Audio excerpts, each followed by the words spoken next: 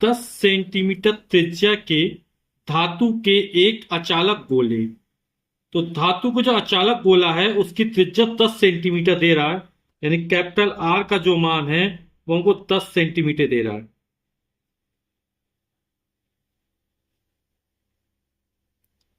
एक माइक्रोकूलाम का आवेश एक समान रूप से पूरे आयतन में वितरित है। तो चूंकि आवेश पूरे आयतन में वितरित है, तो यहां पर आवेश का आयतन घनत्व का प्रयोग किया जाएगा, है ना। आवेश कितना दे रहा, क्यू का मान है 1 माइक्रोकूलम। 10 सेंटीमीटर बदलेंगे, तो जब सेंटीमीटर को मीटर बदलते हैं तो 10 की घात -2 का गुणा कर देंगे तो मीटर बदल जाएगा। 10 यानी 10 की घात 1, है ना। आधार समय घातें जोड़ेंगी तो बचेगा 10 की घात -1, या दशमलव यहां माने एक अंक खिसकाएंगे तो +1 जुड़ जाएगा। तो -2 में जब +1 जोड़े तो -1, ये मीटर हो गया। और 1 माइक्रो कूलाम बराबर होता है 10 की घात -6 कूलाम। इसके कारण वैद्युत क्षेत्र की तीव्रता ज्ञात कीजिए। तो चूंकि यहां पर हमने चर्चा की थी भैया कि जो आवेश है वो अचालक गोले में पूरे आयतन में वितरित है, तो यहां पे क्या लेंगे, आवेश का आयतन घनत्व निकालेंगे पहले। आवेश के आयतन घनत्व को रो से लिखते हैं, और रो बराबर क्या होता है, आवेश यानी क्यू बटे आयतन यानी बी। अब बी क्या है, अचालक गोले का आयतन है, और गोले का आयतन कितना होता है, 4/3 पाई r क्यूब।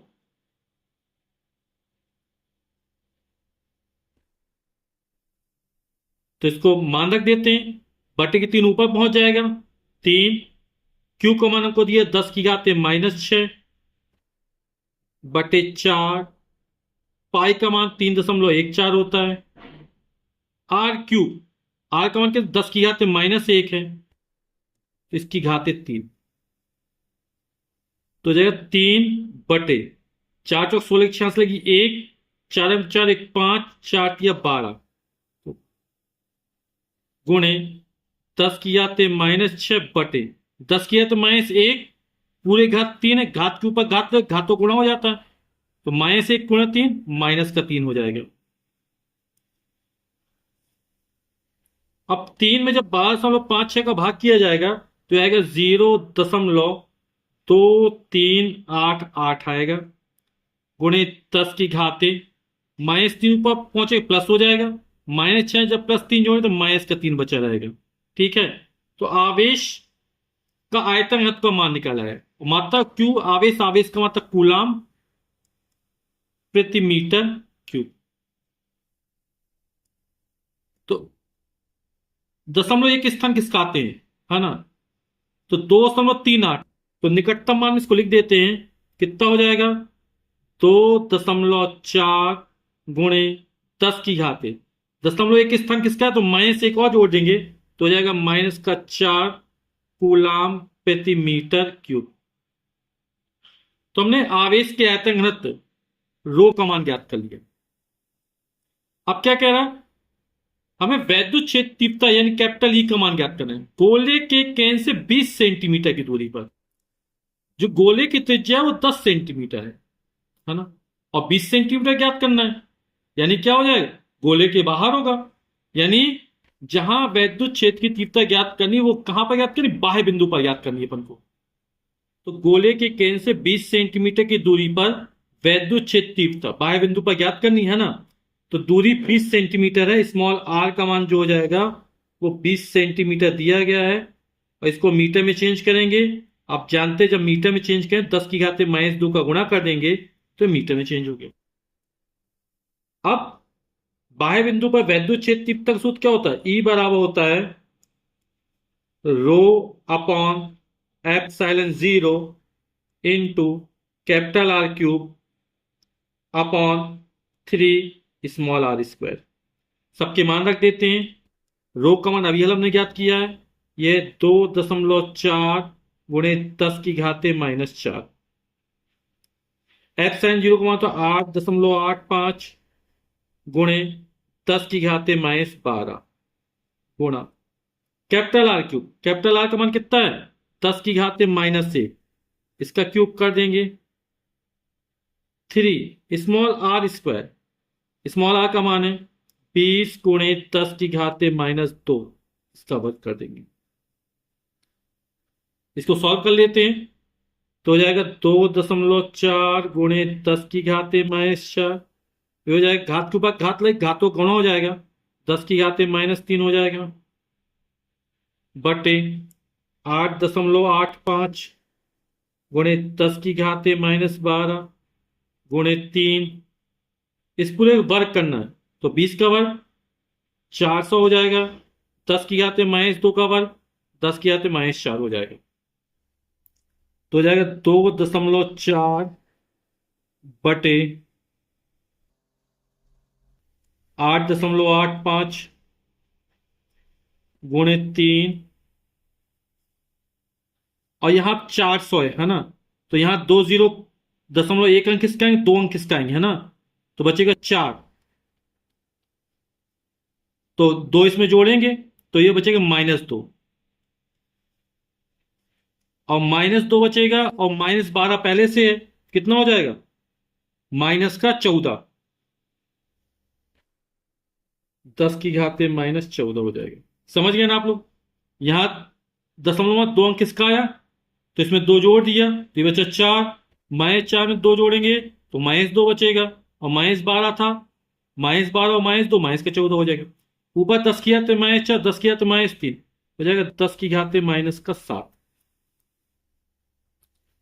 4×12 है ना, और 12 के भाग 2×4, 12×2 = 24, जाएगा 0.2 बटे 8.85 × 10⁻⁻, -14 ऊपर या प्लस हो जाएगा, 14 में 7 जाएंगे, बचेगा 7, जब 0.2 में 8.85 का भाग देंगे तो आएगा 0.0225 × 10⁻⁷। दशमलव एक स्थान किसका है, 2 स्थान किसका है, तो यहां 2 स्थान किसकेगा, तो इसमें 2 कम कर देंगे, है ना, तो कितना हो जाएगा ये 2.25 × 10⁻⁵, और वैद्युत क्षेत्र कितना मात्रा, न्यूटन प्रति कूलम। अभी हमने बाह्य बिंदु पर वैद्युत क्षेत्र तीव्रता निकाल ली, अब हमें क्या निकालना, गोले के पृष्ठ पर निकालना है। अब जब गोले के पृष्ठ पर निकालेंगे तो पृष्ठ पर क्या हो जाएगा, बाह्य बिंदु था तो यहां पर आ जाएगा, तो स्मॉल आर और कैपिटल आर दोनों के मान कैसे बराबर हो जाएंगे, क्योंकि ये वाला बिंदु कहां, यहां पर आ जाएगा, तो स्मॉल आर और कैपिटल आर बराबर, यहां पर r² हो जाएगा, तो r² से r³ कट जाएगा, ऊपर बचेगा r, तो कितना हो जाएगा, पृष्ठ पर ρ/ε0 कैपिटल R/3, ये निकाला है कि पृष्ठ पर वैद्युत क्षेत्र की तीव्रता, तो गोले के पृष्ठ पर वैद्युत क्षेत्र तीव्रता कैपिटल E बराबर हो जाएगा, अभी चर्चा की थी, कितना हो जाएगा, ये हो जाएगा ρ/ε0 कैपिटल R/3। ठीक, अब सबके मान रख देते हैं। रो का मान कितना है, 2.4 × 10⁻⁻4, ε0 का मान तो आपको पता ही होगा, 8.85 × 10⁻⁻12, कैपिटल आर का मान कितना है, 10⁻⁻1 बटे 3, इसको सॉल्व कर लेते हैं, 3×8 = 24, यह आ जाएगा 0.8 गुणे 10⁻⁻4 और 10⁻⁻1, 10⁻⁻5 बटे 8.85 गुणे 10⁻⁻12, तो 0.8 में जब 8.85 का भाग करेंगे तो आएगा 0.090 गुणे 10⁻⁻12, ऊपर जाए प्लस हो जाएगा, है ना, तो 12 में 5 जाए, कितना बचेगा, 7 बचेगा। ठीक, दशमलव एक स्थान किसका है, 2 स्थान किसका है, तो इसमें क्या हो जाएगा, 2 कम कर देंगे तो हो जाएगा 9.0 गुणे 10⁻7 में 2 कम बचा 5, और वैद्युत क्षेत्र तीव्रता न्यूटन प्रति कूलम। अब हमने गोले के पृष्ठ पर वैद्युत क्षेत्र तीव्रता निकाली, वो कितनी निकली, 9 × 10⁵5 न्यूटन प्रति कूलम। अब हम गोले के भीतर केंद्र से 4 सेंटीमीटर की दूरी पर, यानी आंतरिक बिंदु पर, अब ये बिंदु क्या है, गोले के अंदर भी अंदर स्थित है, भीतर स्थित है, उस पर वैद्युत क्षेत्र तीव्रता निकालनी है। तो सूत्र में हल्का सा परिवर्तन हो जाएगा। अब यहां ये जो दूरी है आर डैश मान लेंगे, है ना, 4 सेंटीमीटर। तो सूत्र में रो अपॉन एप्सिलॉन जीरो, यहां आर डैश आ जाएगा, है ना। ठीक है।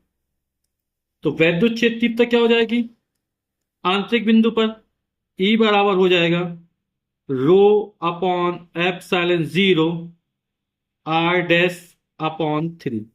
मान रख देते हैं।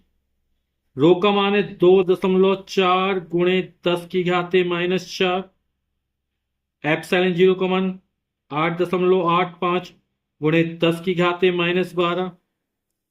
आर डैश का मान 4 सेंटीमीटर माना, और इसको मीटर में चेंज करें 10⁻⁻² का गुणा कर देंगे बटे 3। 3×8 = 24, ये हो जाएगा 0.8 हो जाएगा बटे गुणा 4 बटे 8.85 गुणे 10⁻⁻4 और -2 -6 हो जाएगा, और -12 ऊपर प्लस हो जाएगा, तो 12 में 6 जाएगा, बचेगा 6। ठीक। -12 -4 -2 -6 हो जाएगा। जब गुणा करेंगे घातें जुड़ जाएंगी, और -12 ऊपर जाएगा तो 12 प्लस का हो जाएगा, उसमें 6 जाएगा तो बचेगा 6। 8×4 = 32, हो जाएगा 3.2 बटे 8.85 गुणे 10⁻⁶। जब 3.2 में 8.85 का भाग करेंगे तो हम दो स्थान पर लिखते हैं, 0.36 आएगा ये, गुणे 10⁻⁶। दशमलव के स्थान किसका आते हैं तो हो जाएगा 3.6। इससे कम कर देंगे 10⁻5, और वैद्युत क्षेत्र की तीव्रता का न्यूटन प्रति कूलम। तो हमारी आंतरिक बिंदु पर वैद्युत क्षेत्र की तीव्रता निकल आएगी।